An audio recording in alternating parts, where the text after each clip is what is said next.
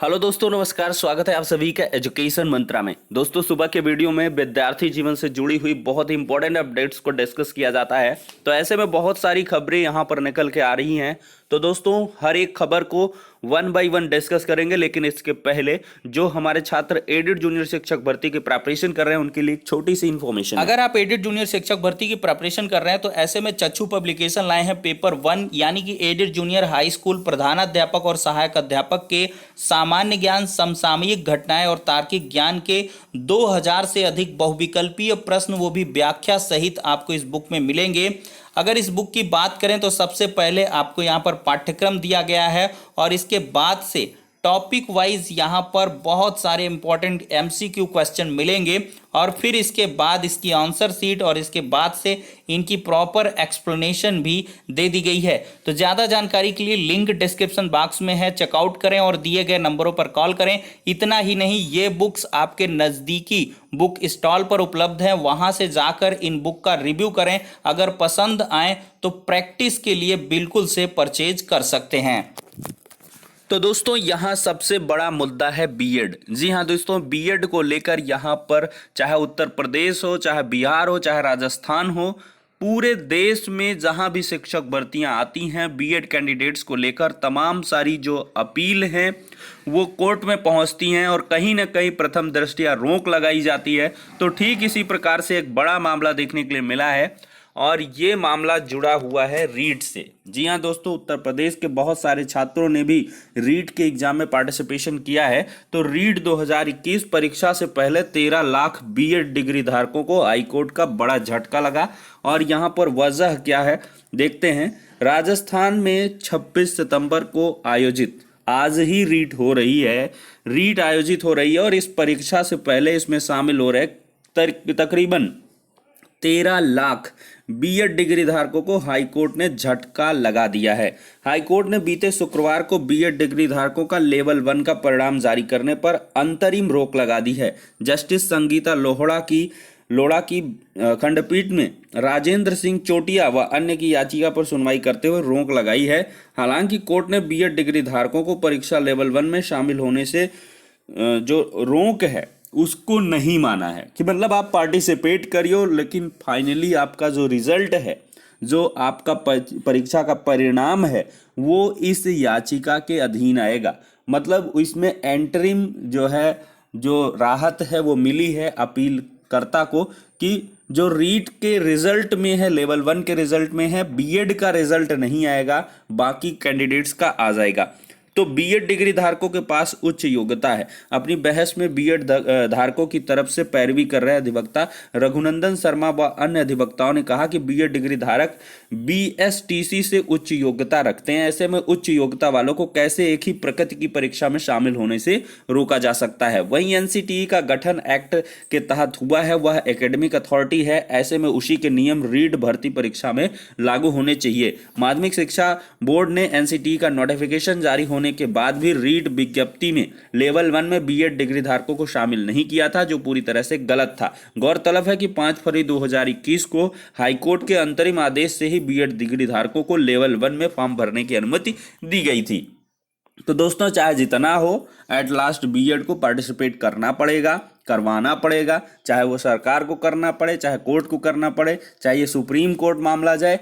क्योंकि जब तक एनसीटीई की गाइडलाइन से बीएड डिग्री धारकों को बाहर नहीं किया जाता है, एलिमिनेट नहीं किया जाता है वो पैरा, तब तक बीएड वाले जीवंत हैं, चाहे वो उत्तर प्रदेश हो, चाहे बिहार हो, चाहे राजस्थान हो। ठीक है दोस्तों, तो कुल मिला के एक बड़ा मुद्दा है। हालांकि टेंशन तो होती ही है, एग्जाम दे रहे बच्चे, लेकिन उसके पहले कोर्ट का ऐसा ऑर्डर कि भाई आपका रिजल्ट नहीं आएगा, तो अभ्यर्थी थोड़े से मायूस हो जाते हैं। लेकिन आपको मायूस होने की आवश्यकता नहीं है, पूरे मनोयोग से परीक्षाएं दें जो भी रीट में पार्टिसिपेट कर रहे हैं, अगर वीडियो देख रहे हैं।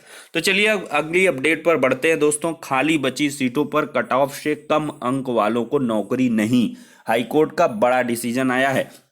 देखिए, इलाहाबाद हाईकोर्ट ने फैसला दिया है कि चयनित अभ्यर्थियों की सेवा में ज्वाइनिंग न करने के कारण खाली सीटों पर कट ऑफ मार्क्स से कम आने वाले अभ्यर्थियों को नियुक्ति पाने का अधिकार नहीं मिल सकता। कोर्ट ने साफ किया है, यदि भर्ती प्रक्रिया में वेटिंग लिस्ट का प्रावधान नहीं है तो भी कट ऑफ से कम अंक पाने वालों को खाली सीटों पर नियुक्ति नहीं दी जा सकती। यह निर्णय न्यायमूर्ति अश्विनी कुमार मिश्र ने मनोज कुमार मिश्र व 6 अन्य की याचिका को खारिज करते हुए शनिवार को दिया है। लेखपाल भर्ती का मामला है। देखिए, याचियों ने लेखपाल भर्ती के निकले विज्ञापन के तहत नौकरी के लिए आवेदन किया। यह भर्ती अलग अलग जिलों के लिए अलग अलग जारी विज्ञापन के मानकों के तहत हुई। याचियों का कहना है कि उन्होंने पद के लिए आवेदन किया था, लेकिन उनके नंबर कट ऑफ से कम होने के कारण सिलेक्शन नहीं हो पाया था। प्रक्रिया पूरी होने के बाद सफल अभ्यर्थियों के ज्वाइन न करने के कारण कई पद खाली हैं। ऐसे में कट ऑफ से कम अंक पाने वालों को इन पदों पर नियुक्ति दी जाए, ऐसी मांग थी, तो इसको खारिज कर दिया गया है। सुप्रीम कोर्ट के फैसले का दिया हवाला। कोर्ट ने कहा कि सुप्रीम कोर्ट की कॉन्स्टिट्यूशनल बॉडी ने शंकर शरण दास के केस में यह फैसला दे रखा है कि अगर वेटिंग लिस्ट बनाने का कोई प्रावधान नहीं है तो कट ऑफ मार्क्स से कम अंक वाले ऐसे अभ्यर्थियों की नियुक्ति पाने का कोई अधिकार नहीं है। ऐसे में उनके पास नियुक्ति पाने के लिए दायर याचिका पोषणीय नहीं होगी। यहाँ पर दोस्तों सूची में नाम होना नियुक्ति का अधिकार नहीं है। सरकार ने अपनी जवाबी हलफनामा में कहा है कि इस भर्ती में वेटिंग लिस्ट बनाने का प्रावधान नहीं है। चयन सूची में शामिल होने मात्र से याचियों को नियुक्ति पाने का कानूनी अधिकार नहीं मिल जाता। कोर्ट ने याचिका को खारिज करते हुए कहा कि वैसे भी इस लेखपाल भर्ती को पूरे हुए 6 साल बीत चुके हैं। किसी स्पष्ट प्रावधान के अभाव में याचिका में चाही गई मांग पूरी नहीं की जा सकती। तो दोस्तों, एक बड़ी नज़ीर यहाँ पर निकल के आई है और ऐसा शिक्षक भर्तियों के भी विज्ञापन में होता है। वो तो सरकार की अपनी दरिया दिली होती है, वेटिंग लिस्ट जारी करने जैसा प्रावधान नहीं था। लेकिन यहाँ पर कट ऑफ को आप समझें। कट ऑफ क्या होता है? मिनिमम क्वालिफाइंग मार्क्स होते हैं। अब ये हो कि 90-97 का कट ऑफ कम कर दिया जाए, या जैसी मांग चल रही है 22,000 सीटों के लिए 68,500 में, तो वो भी कभी पूरी नहीं हो पाएगी, क्योंकि पहला जो कट ऑफ था वो 40-45 अंक था, फिर 30-33 कर दिया गया। तो इस वजह से उसका अभी तक मामला चल रहा है और सरकार अभी भी इसी वजह से 22,000 सीटों पर थोड़ा सा सोच विचार कर रही, क्योंकि कोर्ट से मामला फाइनलाइज नहीं हुआ है। तो चलिए दोस्तों, अगली अपडेट की तरफ चलते हैं। शिक्षक नियुक्ति मामले में और अभ्यर्थी कोड जानने को तैयार। देखिए, केजीएमयू प्रशासन ने दिव्यांगजन आरक्षण का पालन न होने की बात करते हुए 5 विभागों में हुई शिक्षक नियुक्ति प्रक्रिया का विज्ञापन भले ही रद्द कर दिया, लेकिन विवाद थमता नहीं नजर आ रहा है। अब इस फैसले पर भी सवाल उठने लगे हैं। तो दोस्तों, ये मामला भी आपको जल्द ही कोर्ट में दिखाई देगा। अब मैं थोड़ा सा यहाँ पे बात करूँगा। प्राथमिक शिक्षक भर्ती विज्ञापन जारी पर आज होगा प्रदेश व्यापी ट्विटर अभियान। तो दोस्तों, नई प्राथमिक शिक्षक भर्ती विज्ञापन की लगातार मांग हो रही है। तो ऐसे में प्राथमिक शिक्षक भर्ती के जो नई भर्ती की उम्मीद लगाए बैठे हैं अभ्यर्थी, उन सभी का नैतिक दायित्व तो बनता है कि देशव्यापी ट्विटर अभियान मिशन यूपीपीआरटी प्राथमिक शिक्षक भर्ती सभी साथी अवश्य जुड़ेंगे। और हैशटैग है आज का UP_need_UPPRT। 26 सितंबर प्रातः 11 बजे अपील की गई है अभ्यर्थियों के माध्यम से। एक छोटा सा संदेश सितंबर को सुबह 11 बजे आप लोग ट्विटर से जुड़िए और अपनी मांग को सरकार तक पहुंचाइए कि देश के साथ साथ उत्तर प्रदेश में प्राथमिक शिक्षकों का अभाव है। अगर मैं बात करूं तो पूरे देश में 10 लाख से ज्यादा शिक्षकों के पद खाली है, जिसमें से सबसे ज्यादा बिहार में पद खाली हैं। उसके बाद उत्तर प्रदेश में 2 लाख से ऊपर। तो आप लोग अपनी बात को सरकार तक पहुंचाइए। हम लोग लगातार इस मुहिम में लगे हुए हैं। तो 26 सितंबर को सुबह 11 बजे आप लोग जरूर जुड़ेंगे, मुझे उम्मीद है, और अपने इस मुद्दे को सरकार तक पहुंचाएंगे। एक बार हैशटैग फिर से नोट कर लीजिए। यूपी हिंदी में है, उसके बाद _नीड इंग्लिश में है, _ फिर इंग्लिश के कैपिटल लेटर में UPPRT, यूपी नीड UPPRT। इस हैशटैग को ट्रेंड करा के नेशनल लेवल तक ट्रेंड करा के पूरे देश को बता देना है कि उत्तर प्रदेश में शिक्षकों का काफी अभाव है। इस मुहिम को लगातार जो भी टेट सीटेट पास साथी हैं लगातार 2 साल से प्रयास कर रहे हैं कि शिक्षक भर्ती आए, लेकिन सरकार सुन नहीं रही है। और आप सबको बता दें, ट्विटर अभियान में आप लोग जुड़ेंगे, इसी हैशटैग को प्रयोग करके आप लोग टैग करेंगे मुख्यमंत्री योगी आदित्यनाथ को, बेसिक शिक्षा मंत्री सतीश द्विवेदी जी को और दिनेश शर्मा जी को, केशव प्रसाद मौर्य जी को, प्रधानमंत्री को भी टैग करेंगे।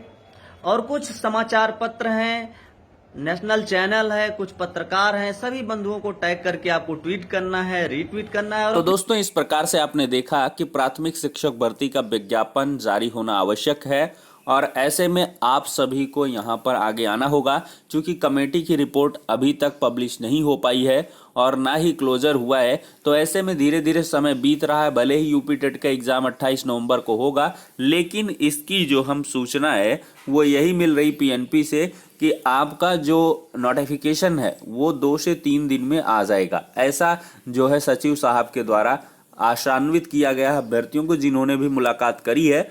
तो ये चीज़ें निकल के आ रही है। मोस्ट प्रोबेबल कंडीशन बनती है कि मंडे को आपका नोटिफिकेशन यूपीटीटी का जारी हो जाएगा और आवेदन की जो प्रक्रिया है वो बहुत जल्द स्टार्ट होने वाली है। हालांकि जो एग्ज़ाम है आपका तय समय पर ही होगा, पीएनपी सचिव ने ये आश्वस्त करके रखा है। तो चलिए दोस्तों, लोक सेवा आयोग की एक भर्ती पर हाईकोर्ट से रोक लगी, उसको देखते हैं। तो देख सकते हैं दोस्तों, सिविल सचिवालय में अपर निजी सचिव की चयन प्रक्रिया पर रोक। 2013 से शुरू की गई प्रक्रिया को बीच में रद्द कर शुरू कर दी गई नई चयन प्रक्रिया। हाईकोर्ट ने लोक सेवा आयोग राज्य सरकार से 2 सप्ताह में जवाब मांगा है। देखिए, यूपी सिविल सचिवालय में अपर निजी सचिवों की चयन प्रक्रिया के लिए उत्तर प्रदेश लोक सेवा आयोग द्वारा 24 अगस्त 2021 को जारी अधिसूचना पर इलाहाबाद हाई कोर्ट ने रोक लगा दी है। कोर्ट ने आयोग और प्रदेश सरकार से 2 सप्ताह में याचिका पर जवाब मांगा गया है। याचिका में कहा गया है कि अपर निजी सचिवों की भर्ती प्रक्रिया 2013 में शुरू हो गई थी, मगर इसे बीच में ही रोक दिया गया और 9 साल बाद पूर्व की चयन प्रक्रिया को रद्द कर नई अधिसूचना जारी की गई है। तो ऐसे में 2 हफ्ते के भीतर इसमें जवाब देना होगा। अब दोस्तों देखते हैं, सही समय पर आएगा जनसंख्या नियंत्रण कानून। मुख्यमंत्री योगी आदित्यनाथ जी बोले, दुम दबाकर नहीं, हनक और धमक से चलती है सरकार। मुख्यमंत्री जी सरकारी आवास पर आजादी के अमृत महोत्सव की श्रृंखला में एचएसबी की साइकिल रैली को झंडी दिखाकर रवाना कर रहे थे। साथ में भाजपा प्रदेश अध्यक्ष स्वतंत्र देव, डीजीपी मुकुल गोयल व एसएसबी के वरिष्ठ अधिकारी भी मौजूद हैं। उन्होंने कहा, जब भी समय आएगा जनसंख्या नियंत्रण कानून को लागू कर दिया जाएगा। अब दोस्तों, बीएड की 2 लाख तक रैंक वालों की काउंसलिंग शुरू हो चुकी है। स्टेट रैंक 1 से 75,000 तक सीट आवंटन के नतीजे जो हैं वो घोषित किए जा चुके हैं। तो बीएड के लिए धड़ाधड़ काउंसलिंग चल रही है। आप लोग भी लगातार पार्टिसिपेट करें। और दोस्तों, एक बड़ा और नया ताज़ा मुद्दा है, टीटी में एनआईओएस से डीएलएड वालों को भी मौका मिलने वाला है और इसका विरोध बीएड और जो डीएलएड छात्र हैं वो लगातार कर रहे हैं। उनका यही कहना है कि एनआईओएस से डीएलएड किए हुए छात्रों को मौका नहीं दिया जाना चाहिए और आगे शिक्षक भर्ती प्रक्रिया में इसके तहत बहुत सारी समस्याएं आ सकती हैं। तो क्यों ना अभी से एनआईओएस के जो डीएलएड छात्र हैं उनको रोका जाए, यानी कि टीटी में वो पार्टिसिपेट ना कर पाएं। तो दोस्तों, ये मुद्दा भी गर्माता हुआ नजर आ रहा है और बहुत जल्द आपको ये मुद्दा कोर्ट में भी दिखाई पड़ने वाला है। तो चलिए दोस्तों, चूंकि देखिए क्या है, एनआईओएस वाले एनसीटीई से हैं, इसी तरह बीएड को प्रथम वरीयता ना दी जाए, मतलब डीएलएड को प्रथम वरीयता दी जाए, इसका भी केस नए तरीके से जाने वाला। तो ये सब अपनी अपनी मनोदशाएं हैं, चलती रहती हैं, उसका कोई जो है गुरेज नहीं किसी को होना चाहिए। भाई जाइए आइए, सबको अपना अधिकार है। तो ये सारी की सारी दोस्तों अपडेट हो जाती हैं। डिटेल में और इन्फॉर्मेशन होंगी तो उनको गैदर करके आप सभी के तक डिलीवर किया जाएगा। फिलहाल के लिए इस वीडियो में इतना ही।